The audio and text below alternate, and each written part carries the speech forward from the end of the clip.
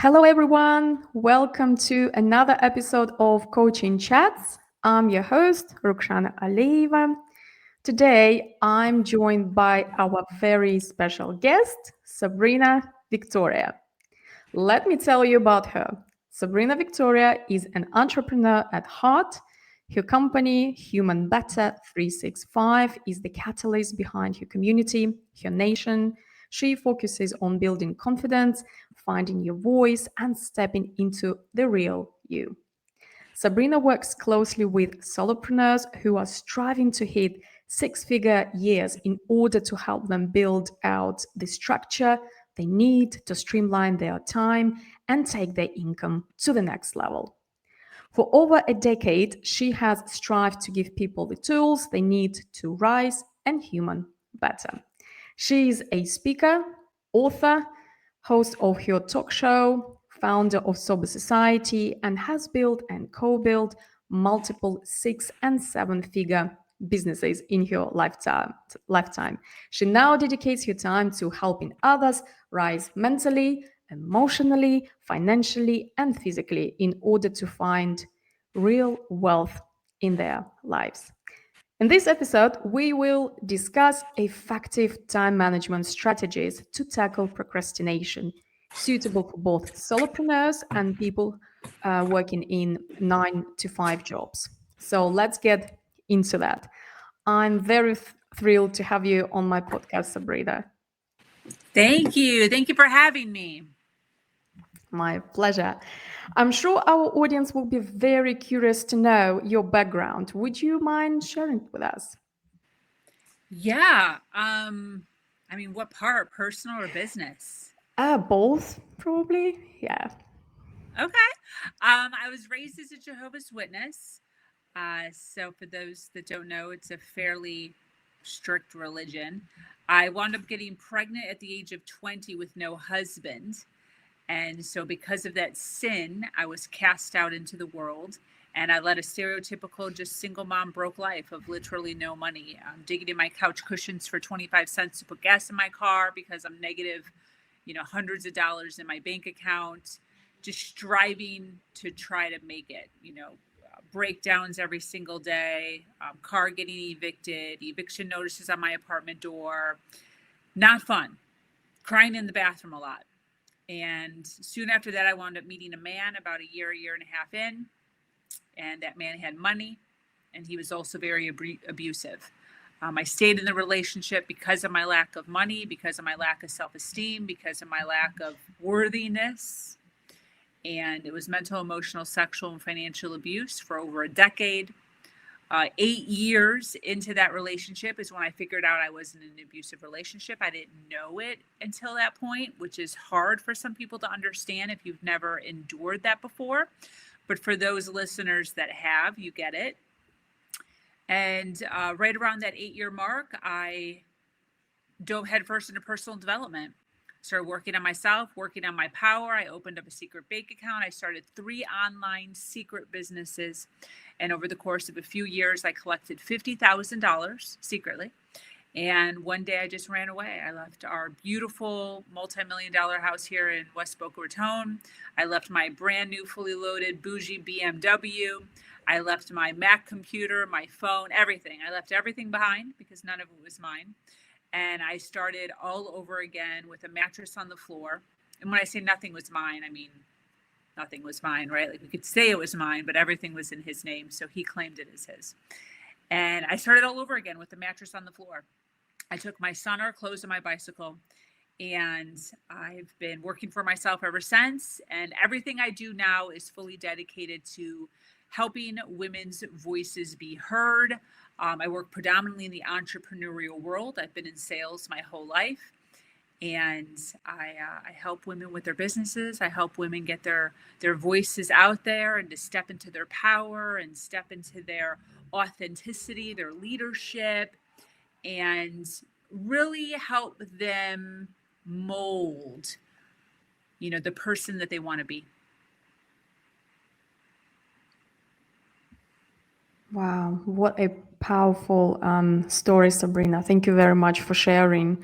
But look where you are today. building businesses, empires, empowering women. It's just fascinating how, what you went through and Mhm. where you are today. Thank you for Yes, sharing even this. for me sometimes. Sometimes I sit back, I'm like, how am I here? How did I do this? Because at the time it seemed so impossible. And that's really what my story is. It's when you're sitting down and you're thinking, that would be impossible. The story conveys the possibility of. Yes, absolutely. And I was watching a few of your interviews on YouTube, and I heard this story before, and I thought to myself that you went through so much, but at the same time, you're smiling, you're very positive. You probably had a lot of healing time, I guess, Mm. because it's Yeah. I just cannot imagine, what you went through, what you've just described. And at the same time, you always have smile on your face. You have that, you look very grounded, but at the same time, very, happy and positive as well. Yeah. Yeah, I want people to know that they can, right? So many times, and we see this over and over. We all, right? Anyone, you and anyone listening here has a person or people in their life where they've gone through some stuff and they're still in the story. And I was just curious, like, is there a way to not be in the story? I mean, I don't know. So I just kind of did an experiment. I'm like, let's just experiment. Like, can I actually heal? Can I actually get over this? Can I actually find myself? Can I actually, step into a leadership role from this little itty bitty mouse in the corner crying, getting verbally abused every single day, told, I was every name under the sun and just a pathetic human being. Could I go from that to this? I don't know. So I kind of just started as an experiment of how cool would it be if I could? And what an inspirational story to those who are right here, right now, to know that it is possible. And that's what I'm really trying to do, right? Is to have people understand that yes, all of this and this. That's what I'm really working towards, is just continuing to go up, reinventing myself, creating a new powerful identity. Is that possible? And I can sit here right now, which I'm not done yet. This is just the beginning. But I can sit here right now and I can say for certain, yes, it is possible.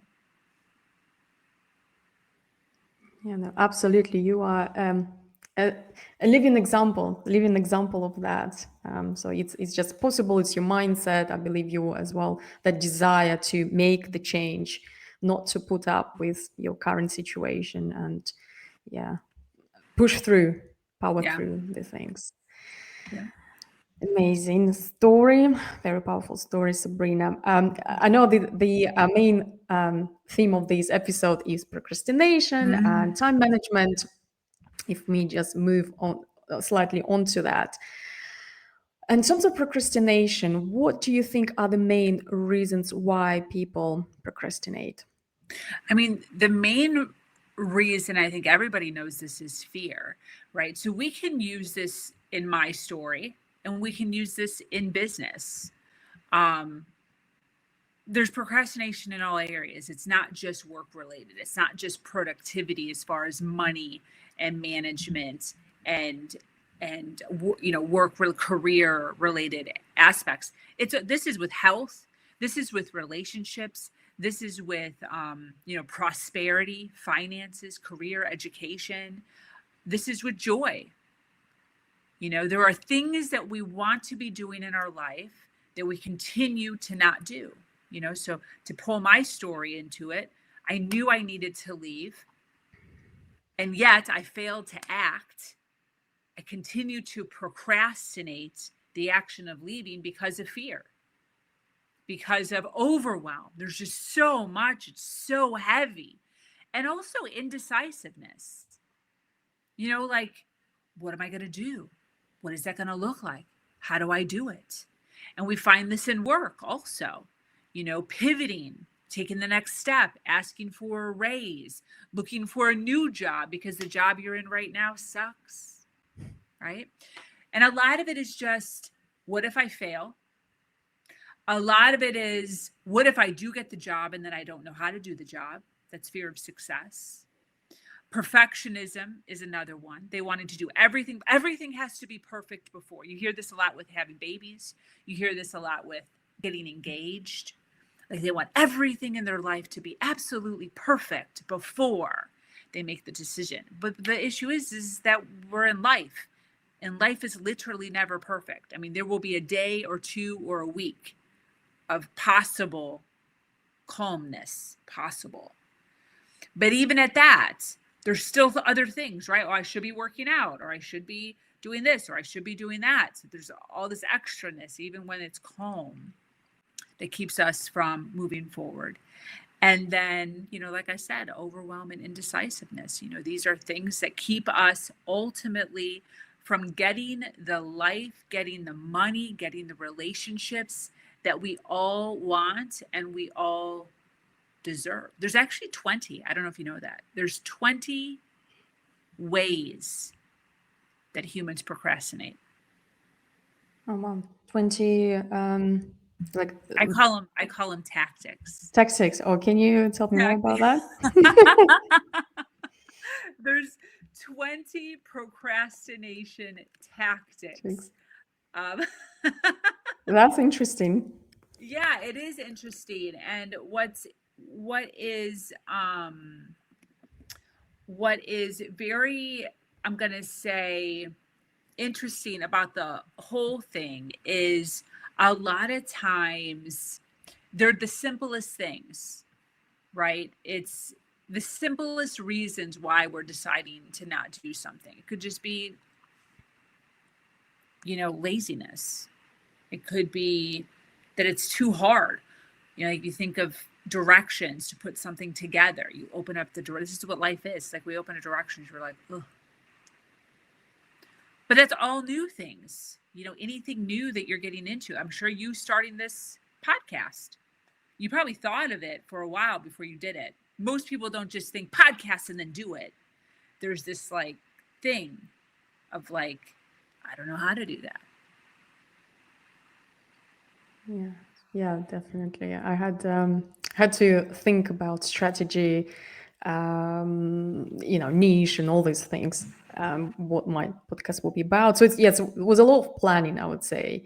It's not just, on the spur of the moment, I want to do podcast and tomorrow I'm catching up, I'm interviewing people. So it was a lot of like thinking involved. Mm-hmm. But at the same time, having said that, I did procrastinate a lot. I should have studied it earlier, but I had my limiting beliefs. I thought I'm not good enough. Who am I? I'm not a celebrity. I haven't achieved any status in this world. So you see, that was just in my mind as well. Yeah. Yeah. And there's a difference, obviously, between procrastination and then like doing your due diligence. Like you also don't want to just be jumping in the deep end, have no idea what to do, start making announcements, and it's just a total crapshoot. You want to make sure that you're doing your due diligence, but there's like a balance between taking action, doing, and then 5 years go by before you take action. Yes, absolutely. No, absolutely. I know many people these days do struggle with procrastination, obviously time management. And I think, technology plays a huge role in that with all the distractions we face every day, phones and everything. I actually recently decided to disable all my notifications except LinkedIn. I love the notifications on. It's just I don't want any distractions, because if I need to do my work and I get pinged all the time, this notification, someone commented, someone said that, I just take my phone and I had to react to I don't know whether it's the correct word, react, but I have to respond to someone. So I just disable them. So I was like, and put this away. So, and yeah, that I think that phone situation did made me procrastinate on my things. I don't know what's you on that. On is that something you? Same. All of my notifications are off. Oh, good. Yeah, It's all interesting. of them are off. And the other thing that I do also is Hmm. social media gives you a lot of notifications that aren't necessary to even look at. So I look at the color coding. So, like for Facebook, for instance, green. So when I go through my notifications, I only look at the green ones that are highlighted because the green are comments. I don't look at the reds, hearts, or loves. I don't look at the blues. Those are just reactions. So to click on every single one of those is incredibly time consuming. To click and look like, oh, they liked this picture. Click and look, oh, they liked this picture.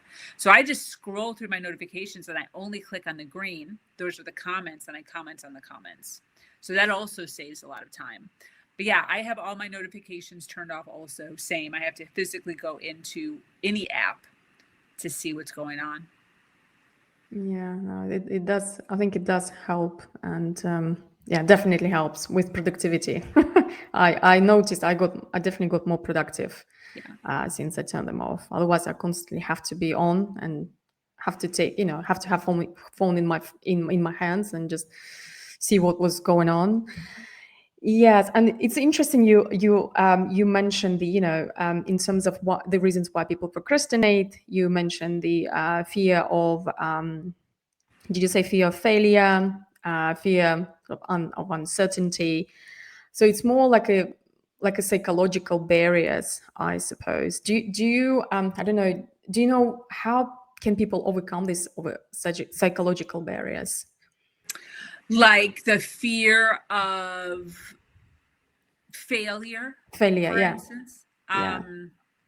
I mean, for me, you really have to be aware of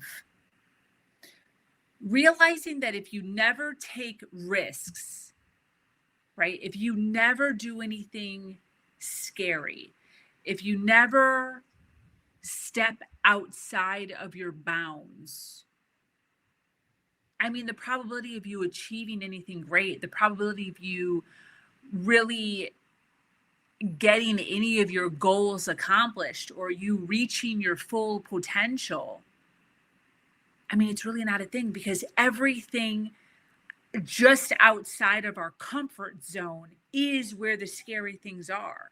But our comfort zone is keeping us stuck where we are. So anytime you're taking a step outside of just the mundane day to day, and you're actually doing something other than the norm, right? You're moving towards some bigger thing, not procrastinating. That's scary. That's risky. There's fear of all kinds of, there's all kinds of things. Other people's judgments, your own judgment, your mother's judgment, what your husband's going to think. But until we start taking steps outside of that comfort zone, I mean, the probability of you creating anything in your life that's good is very small.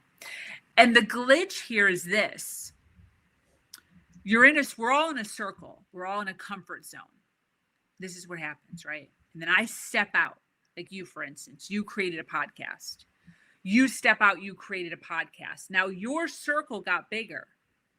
It's still a circle though.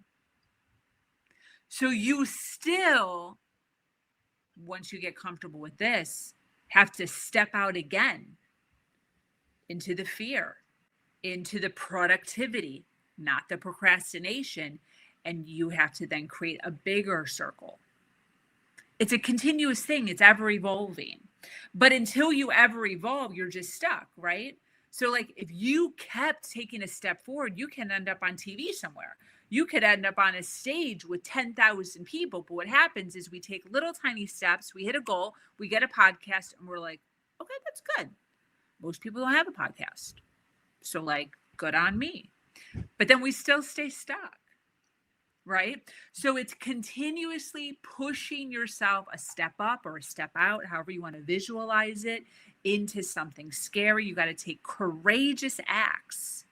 And what happens is when you start to take courageous acts, then your confidence goes up.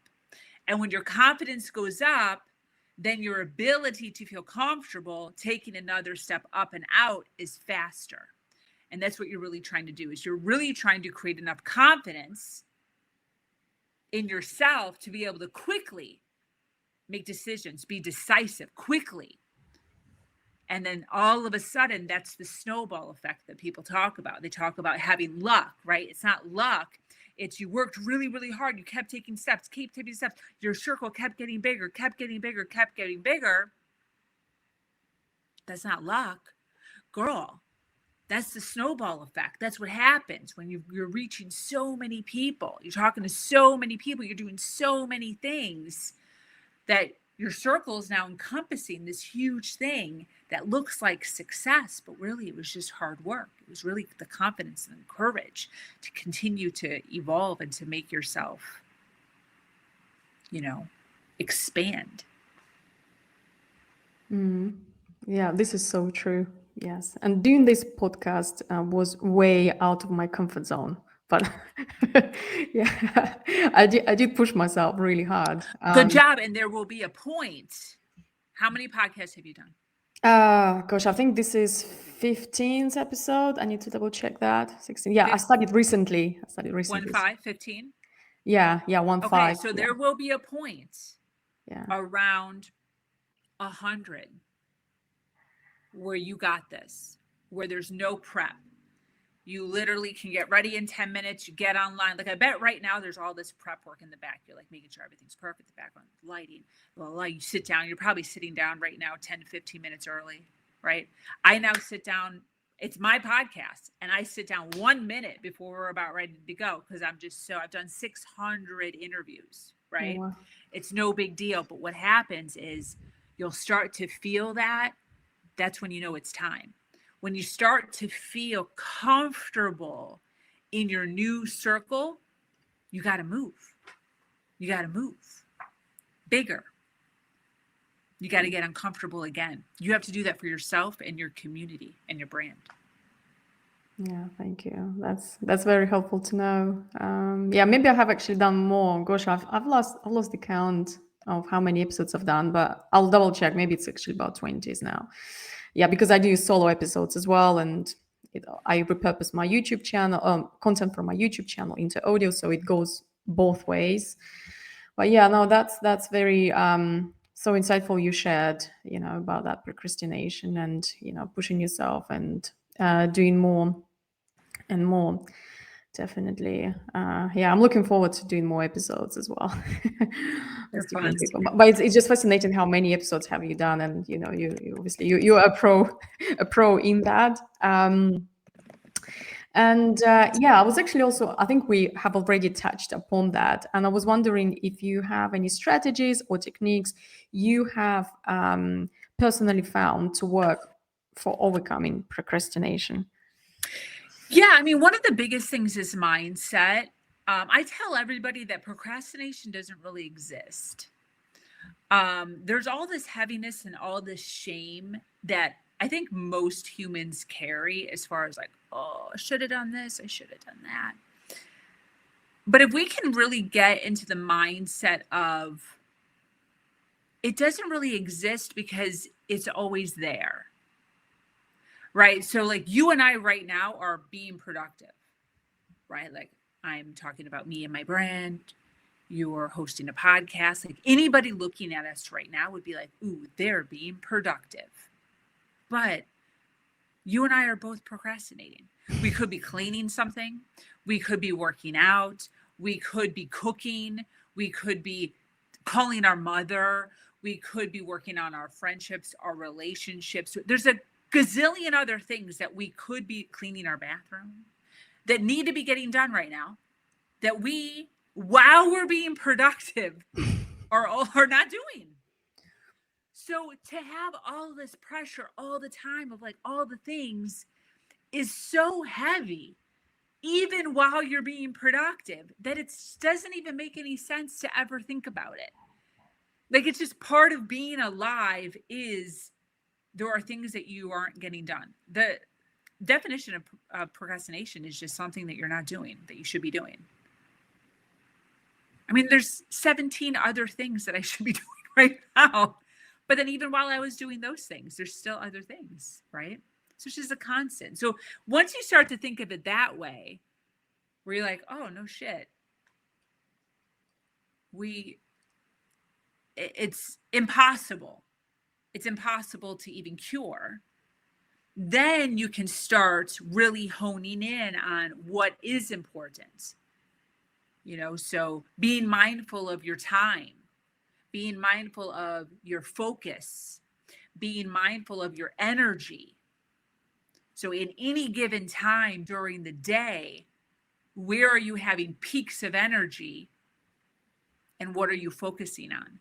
So for you, where is your energy peak? Where do you peak in energy? In the afternoon and evening, I would say.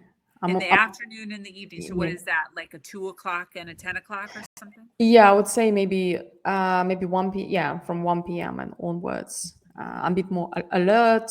I have more energy. I'm a bit more alert. That's the word probably.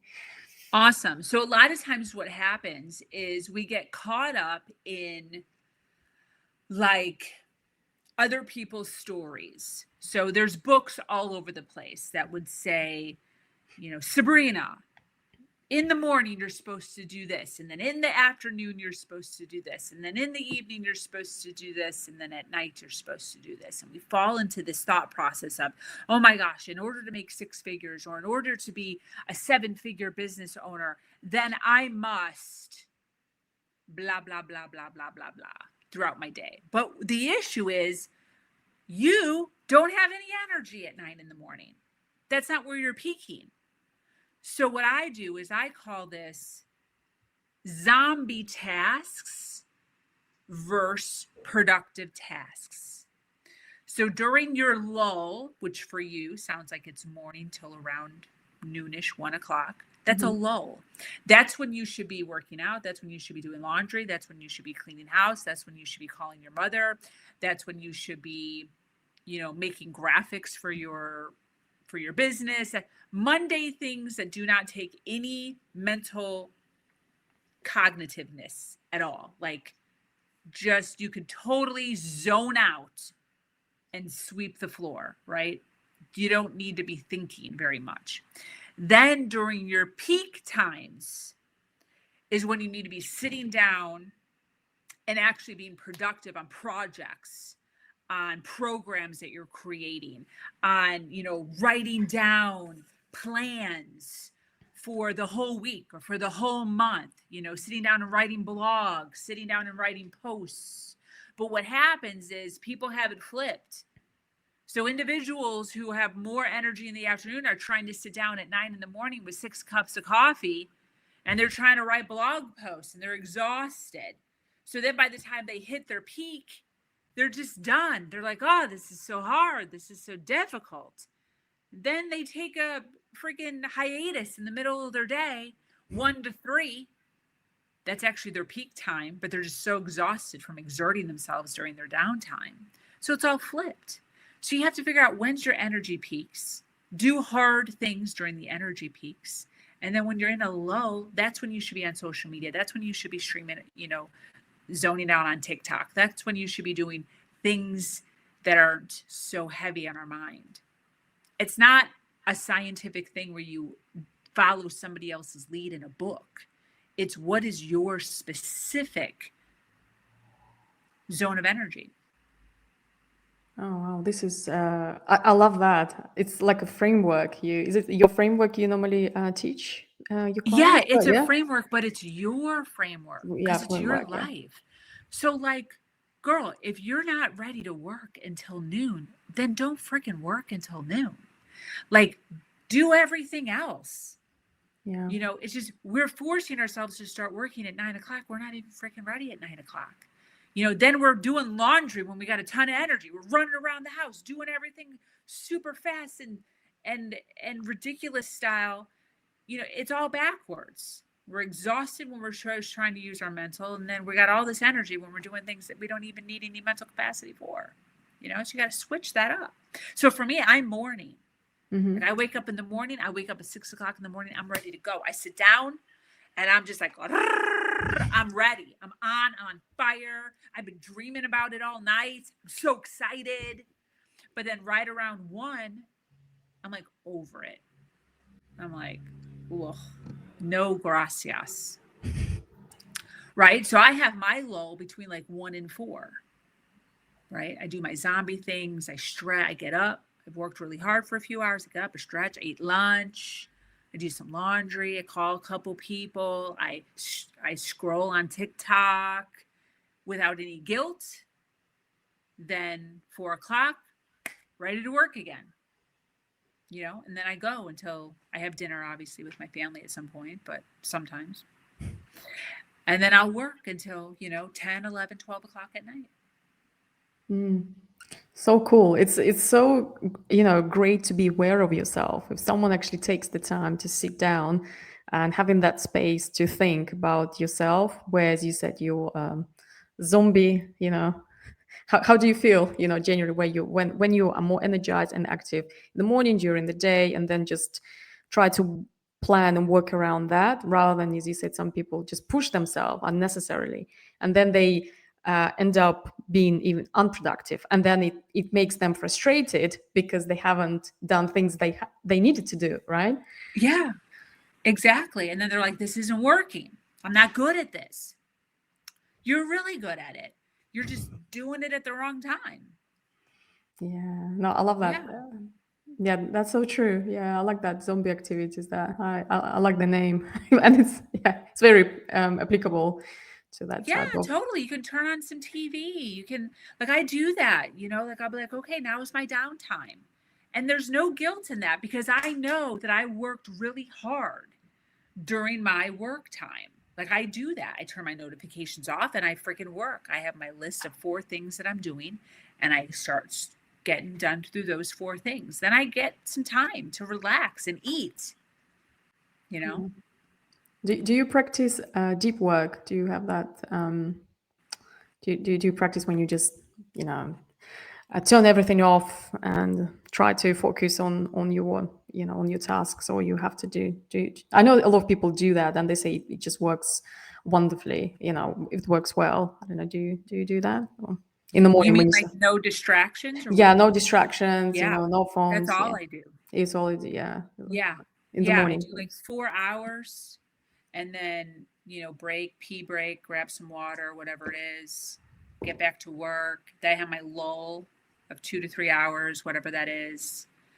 And then, yeah, 100%. No, no TV, no music, no nothing. Just work. Just Yeah. work. You get so much done. I'm very much like when I'm in it, I'm in it. Right. I'm like that with my family too. Like when I'm with my family, I'm with my family. When I am working out, I'm working out. When I am working, I'm working. When I am watching TikTok, I am watching TikTok. It's so funny because actually just yesterday, I was in the kitchen eating 2 tacos. I was on TikTok. My fiance from the other room called me. I didn't answer. I ignored it. He comes out like 10 minutes later. He's like, I just called you 10 minutes ago. You ignored my call. I'm like, yeah, I'm watching TikTok.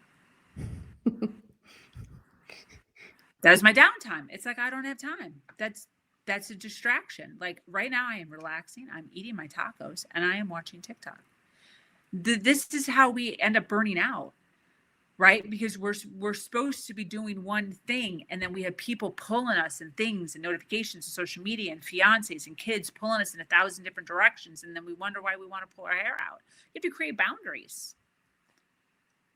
Yeah, that's so important too. Yeah, set boundaries around people, things you need to do, everything. Yeah, it Yeah. does help. Yeah. It helps tremendously for your mindset, for your mental health. Yeah, that's Yeah, true. we're all humans and we have the right to focus on whatever we're deciding to focus on at that time. We do not have to attend to all the things and all of the people. We can focus on our downtime, on our work time, on our health time, and that's okay. But the difference is that when you're with your friends or your family or your lover, you're with them, right? Because it can't be both. It can't be, I'm going to ignore you when I'm on TikTok doing my TikTok time, but then also when I'm with you, I'm going to be on TikTok. Like, I don't do that, right? So my phone is away and down when I'm with my family. Yeah, that's good. That's great. It's Yeah. amazing. And I was wondering, what's your view on multitasking? Yeah, what are your thoughts? Multitasking, I believe, is a myth. I play a game with all of my clients, and the game is to write out the word, I am a multitasker, and then also write out 1 through 25. So I time it, puts the timer. They write, I am a multitasker. 1, 2, 3, 4, 5, 6, 7, 8, 9, 25. Stop. I tell them the time. They write it down. Then I say, okay, you're going to do the same thing. The difference is you're going to do letter, number, letter, number, letter, number, letter, number, all the way through. Do this. It looks identical as the first exercise. And it takes them 3 times longer. And there's almost always 2 mistakes. And that is with a cheat sheet right above. You can see exactly what you're supposed to be doing right above. So if you're like, stuck, you just look.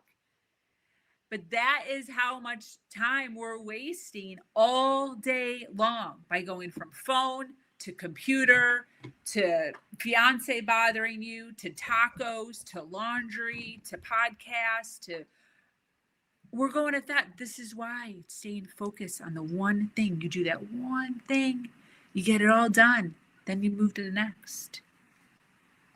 Yeah, no, it's. I think it's so accurate. I think when we do things simultaneously, we are prone to make mistakes. Even that email I sent to you earlier today. Whilst I was typing, I actually was talking to my husband, and that's why that mistake happened.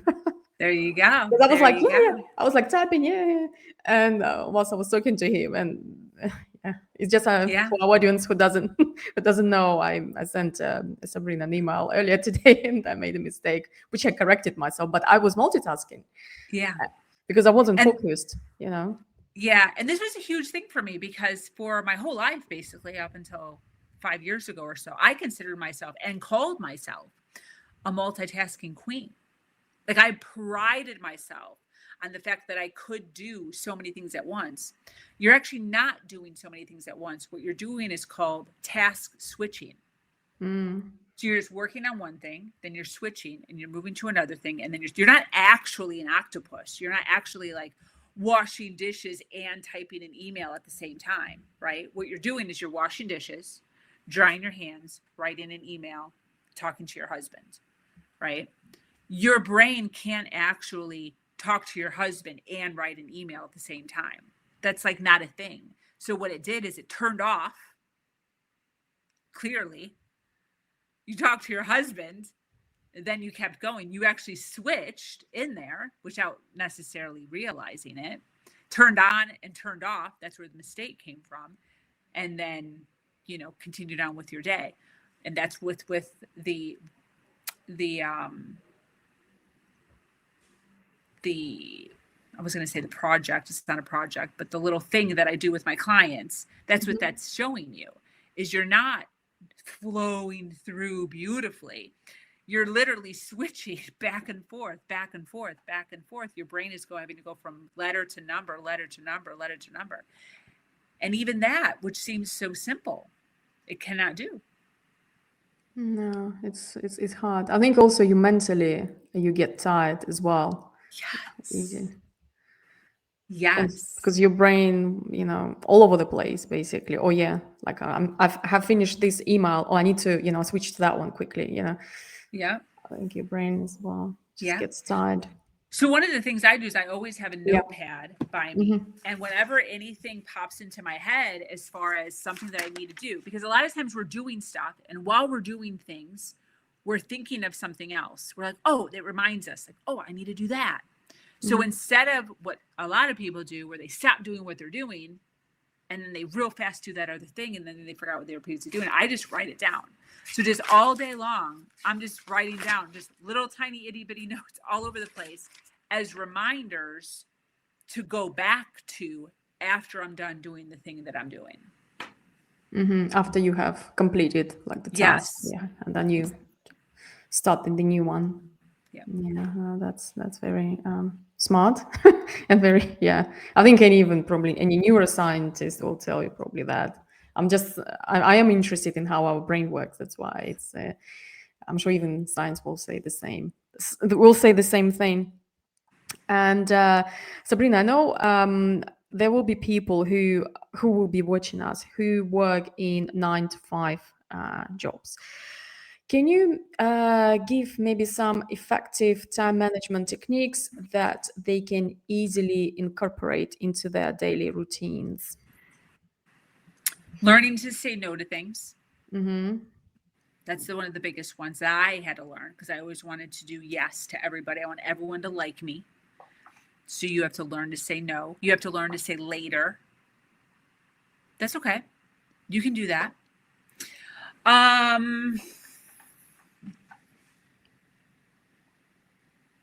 Maybe delegation, I'm just thinking, because I used to, I don't know, I've never held a leadership role. So nobody has ever reported into me. I used to work in the financial services, but I thought if I was in that position, probably I would delegate. Or if I had a team and I was just snowed under in my task, maybe I would delegate more because I was that type of person. I was a yes person. That's Hmm. why I was always stressed because I always, how to say, I had a fear what other people will think of me. Like if I say no to someone or what they will think of me, I don't want to help them. I'm not a team player, but I actually did myself a disservice by doing that. Well, I'm just reflecting back on my past career. Sorry, I didn't mean to. No, that's perfect. Delegations are a Yeah. great thing to do. Another one is just realizing that perfection isn't a thing. Mm, So a lot of times people put things off because they don't have time for it to be perfect or they don't know how to make it perfect, so then they don't do it at all versus just starting it, getting moving on it, and then figuring out what you need, right? Contacting the right people, making the correct calls, whatever it is. I think a lot of times that's a big thing is just like, oh, I don't have the time to do all of it today, therefore I won't do any of it. Versus just realizing you can do bite size tasks here and there of things. I was just having this conversation with somebody today that I started rebranding, and there's all this pressure to, I was like, oh, I'm going to wait before so I can do all of it just at the same time. And then I'm thinking to myself, like, if I wait, like, when is a good time? Like, I've got so much stuff lined up all the way through till the new year. It's like not even a thing. So then I realized, like, it doesn't have to be perfect. It doesn't have to all match all at once. So I've just told myself that I'm going to work on it for at least 30 minutes, Monday through Friday, until it's done. No big deal, you know? Change little bits and pieces of here and there.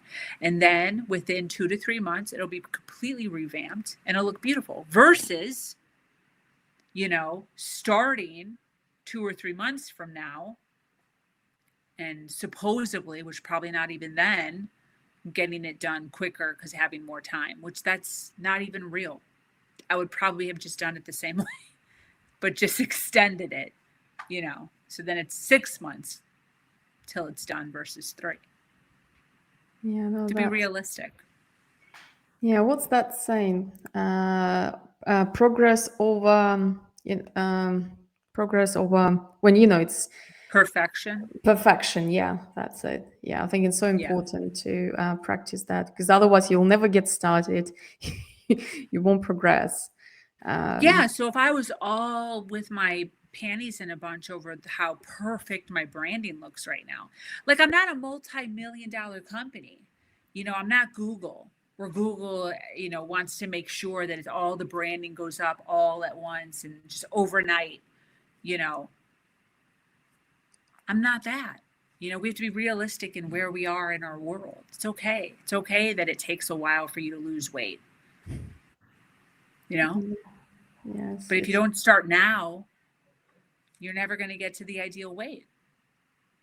it's very yeah, it's very accurate. It's better you to do to do these baby steps Yeah. each day, Yeah. and it will have that. It has that compounding effect, isn't it? Yeah. Like when you Yeah. Everybody has 30 minutes a day. I don't care who you are. definitely. Elon Musk has 30 minutes a day. Yeah, everyone. It's like when people tell me I don't have time, I think everyone can make time for what is important to them, right? Yeah. There's no excuses. Yeah. Yeah. um, yeah, and also I was wondering, Sabrina, what tips would you offer to someone looking to improve their time management skills and overcome? Well, I think we already discussed that, but yeah, maybe just to tips on how to improve time management skills. Yeah. Baby steps Mm-hmm. and realizing that you don't need other people's approval. Mm-hmm. Right. So you might feel this overwhelming pressure to be like, everybody else starts their job from 9 to 5. Therefore, I also have to start my job from 9 to 5. But like, you don't have to do that. You can get another job. You can switch things up. You can start your day whenever you want. As an entrepreneur, you can start your day whenever you want to. You can end it whenever you want to. If you're working for corporate, you can get something that's more flexible. That's a real thing. Yeah, thank you for sharing that. And one thing I was curious to ask you, Sabrina, thank you actually for answering this question. One thing that was on my mind. Do you have any a morning routine? Well, you said you're working, so probably it's not your like zone of genius, what you call it, where you super productive. I guess yeah. Yeah. I mean, there's all those things going to the $1 million morning. I think there's even a $1 billion morning right now. This is the thing. This is my viewpoint. I'm not saying that this is true. There might be people out there right now that are doing the $1 million morning. They had zero in their account and now all of a sudden they have $1 million. I don't freaking know. But this is the way I view it. Those people wrote that book after they made money. Mm-hmm. If you are just starting out in your business, they say that like 90% of Americans, are you in America? I'm in the UK. 90% of Americans have less than $1,000 in their bank account, right? If you're one of those people, you need to be concentrating on making money. You need to be concentrating on building a side hustle at some point. You should not be meditating for an hour, journaling for 30 minutes, and doing yoga for an hour. Whatever it is, I'm making that up. I don't even know what the morning routine is. You should be taking those 2.5 hours, diving deep into the internet and figuring out a side hustle to make some extra money so that you can have 10 to 50 grand in your bank account versus $1,000 in your bank account or $2 in your bank account. I was talking to somebody yesterday who said they had $39 to their name. This is normal though. This is normal. So it depends where you're at, right? If you're already at $1 million and you want to know how to have a multi-million-dollar morning, then sure, you can take your time and you can do whatever you want in the morning. But I think a lot of it just kind of depends on where you're at. For me, I'm not living the bougie lifestyle yet. So my morning routine is get up and go to work. I have a duty to myself. I have a duty to my community. I have a duty to the vision that I have for myself and what I want for myself, for my family, for my community. Therefore, I wake up and I do. I wake up and I do things that are going to create income for myself and that are going to help build and expand the community to the level at which I want it to be. Yes. Yes. And that takes time. That takes effort. Yeah, I could imagine, obviously, because you have to do things, because with this morning routine, it takes sometimes like 2 hours out of your day, doing all these things that people normally do. But as you said, these people are already very well established, and they probably have a team of people who work for them. Yeah. Whereas when you are a solopreneur, where you do everything yourself, well, most of us, it's not feasible, it's not sustainable. Obviously, it's important to take care of our health, but following that routine, it's just sometimes it's very I'm draining. telling you right now, it is so much easier to wake up in the morning, be in a good mood, and work on your health when you have money in your account. It just is. It's easier. It's lighter. Because this is the thing. I lived in lack the majority of my life up to this point. I'm 41 years old. The majority of my life, I was living in complete lack of money, finances, just stressed to all get out. And it's very hard to concentrate on like the good in life when you're in that. You try to, but if you were just to dedicate and just say, hey, listen, I'm just going to grind for like 2 years. I'm going to do whatever it takes. I'm going to be uncomfortable. I'm going to make money. I'm going to save money. I'm going to make money. I'm going to save money. I'm going to make money. I'm going to save money. And you just say, I'm just going to dedicate just 2 years to just my dream and my focus and my bank account. Then it makes it just so much easier versus, this like barely being able to get by for the whole rest of your life. It's just people don't want to step outside their comfort zone, Yeah, yes. Thank you for sharing. That's so true. I completely agree with everything you said, because I myself tried to practice this morning routine. When I realized how much time, I don't call it wasted, but when I sit down, after I finish with all my morning routines, I just I have no mental capacity. I feel like physically I've exercised and I have no energy. I feel like I have to eat. I have to have a lot of coffee. I was like, okay, I'll do it tomorrow, for example. So I procrastinate, right? Yeah. So no, that's why I myself, I like to keep myself healthy and fit, but at the same time, it's for me, is that balance. I struggle to find that balance at the moment, but hopefully I'll find one, just not too, not too long without my morning routine. Yeah. For me, it was just, I needed to have some money in my account before I felt comfortable, like mentally calm, to be able to, relax a little bit and have my lull in between my day. So it just depends on where you're at. I don't think anybody's the same. I still don't have any sort of routine with morning, afternoon, or evening.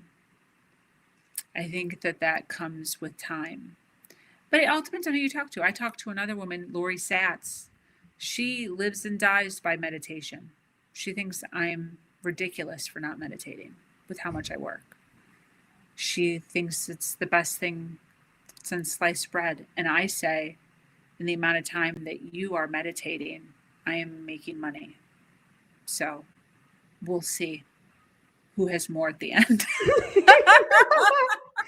Oh wow! Yeah, And then yes. we'll see who's meditating 10 years from now, So no, yeah, It's that's all a game. It's all a game. It's not even that serious, no, yeah, You no. got to take care of yourself. You have to take care of your family and have your vision. Like, what is your vision? How long is it going to take? My vision's going to take a long ass time. I have a big vision. So I have to work. Other people don't have that big of a vision. Other people are like, I'm good with 50 grand. I'm good with 75 grand. So you don't have to work as hard as me, you know? Yeah, you want something big out of your Yeah, life. Yeah. girl.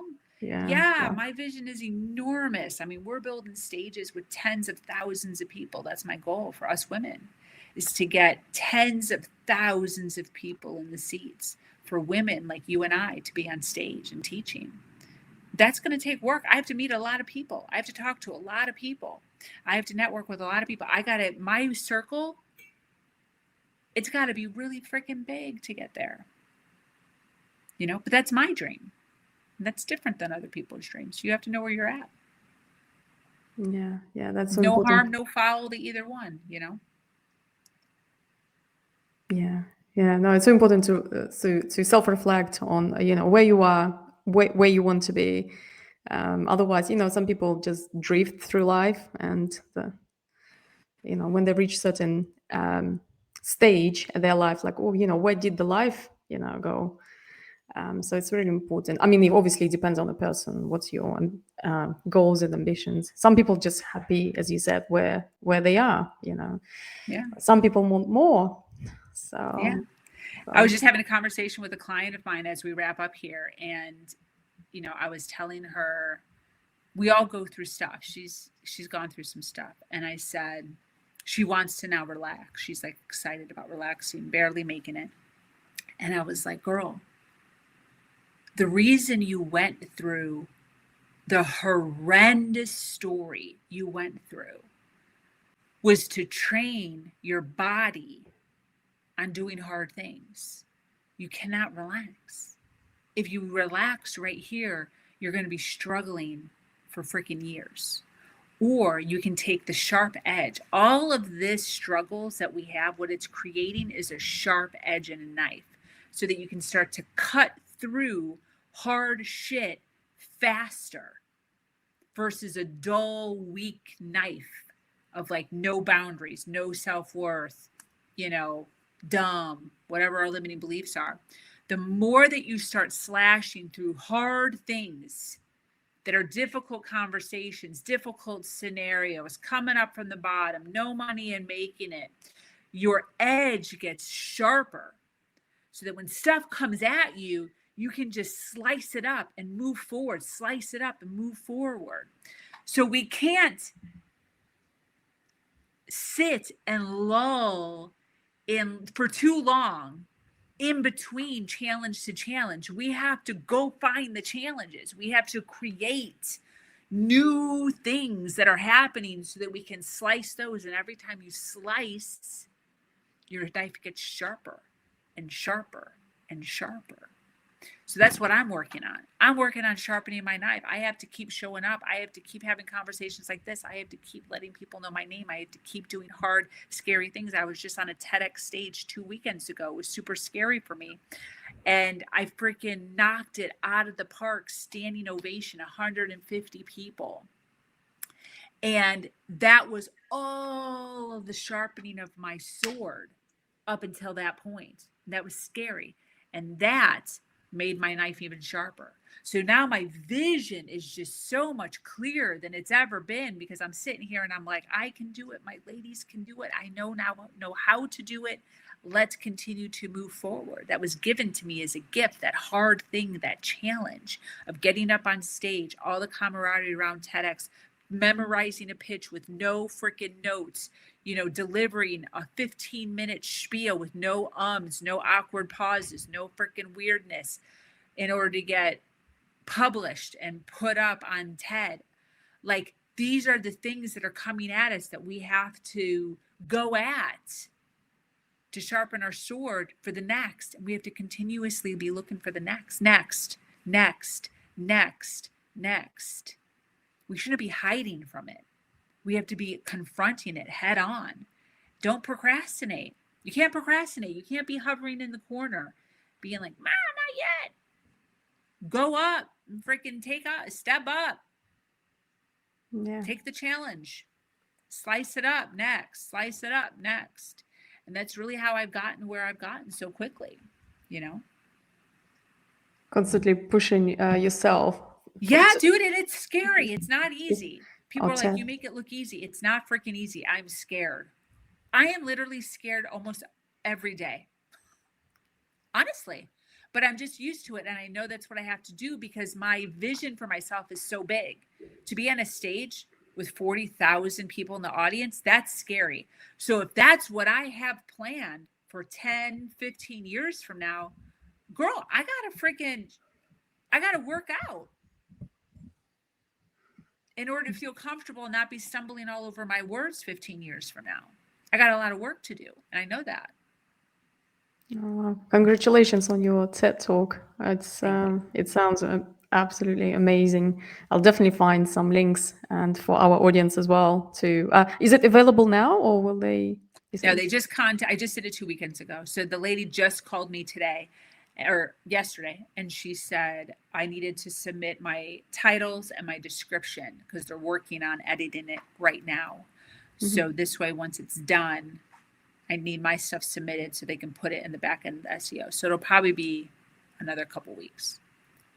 Oh, great. Yeah, so exciting. Yeah. Exciting times. On this note, I think we're going to conclude our wonderful conversation. Thank you so much, Sabrina, for being on my podcast. And before we wrap up, I'm sure our listeners would like to find you. Where can they find you? My main website is just my name, sabrinavictoria.com. Super easy. And you can see everything that I am about and that I do on that website. Excellent. Any social media? Where are you active? I hang out predominantly on Facebook under Sabrina Victoria.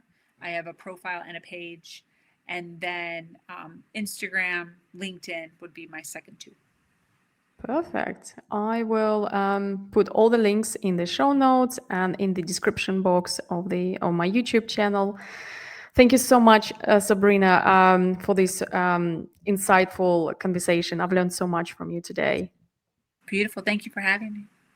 Thank you.